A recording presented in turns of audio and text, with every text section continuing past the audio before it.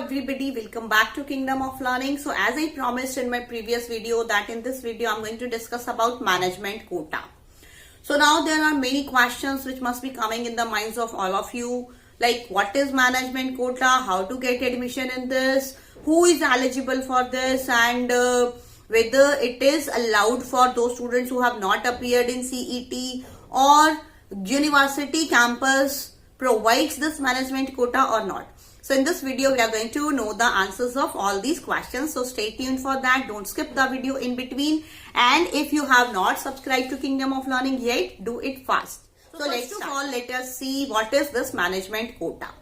So actually, as I have told you in my previous video also, that many of you are there who have not got admission in first round, second round, or they may not get admission. I wish everybody should get admission, but there may be some students who will not be able to get admission in even after third round, sliding round, or like spot round also. So then there will be only one option left for you guys, and that will be management quota. So now what is this management quota and how to avail it?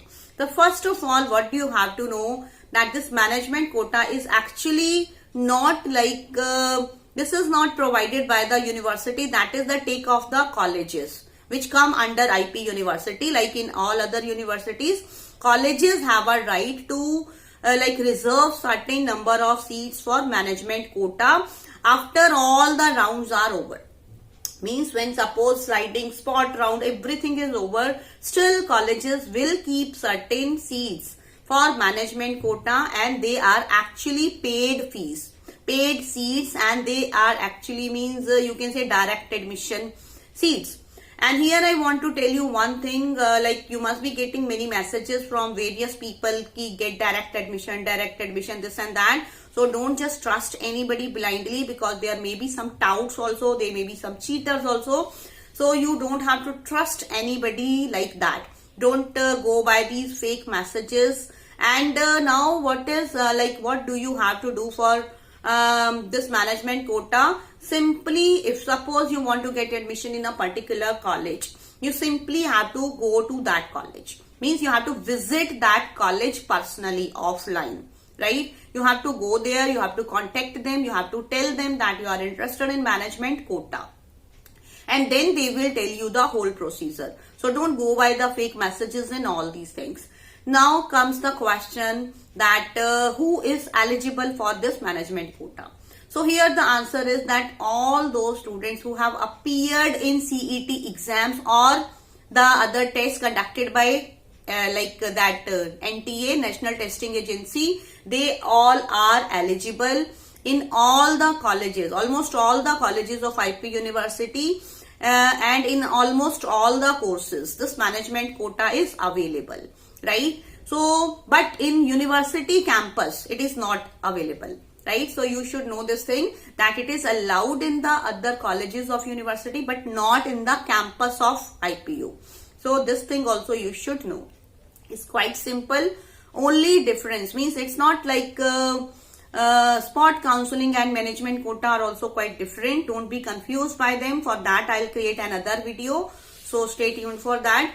So now means if you want to avail this management quota, you will go to that particular college, and there you will just tell them about your interest, and then they will tell you the whole procedure.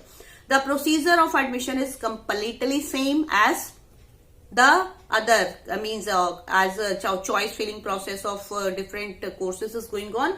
In the same way, you will have to pay the fee, you will have to submit certain documents, and your admission will be done. But now the question comes, what is the difference in normal admission and the admission of management quota? So the difference is only of fee. Means you will be asked to pay a large amount of fee if you want to avail admission in management quota. Like suppose if in your course annual fee is 4 lakhs, so you may be asked to pay even 10 lakhs. It may be like that. Means I'm not sure, because each college has a different fee criteria. Each college will have their own parameters of fee. Means this is not decided by the university. So you have to see this thing. That's why I'm saying that you only have to go to that particular college and know everything, because they will exactly tell you what is the fee for that particular course in which you want to take admission. So another thing is that now who is eligible for this, that I have told you, but how much rank is required for this management quota? So there is no such thing. Means if you have qualified the CET, or even if you have appeared in the CET, then also you are eligible for that. The only thing is money. So if you have that much budget, if you can afford to pay that much amount of management quota, you can avail that seat.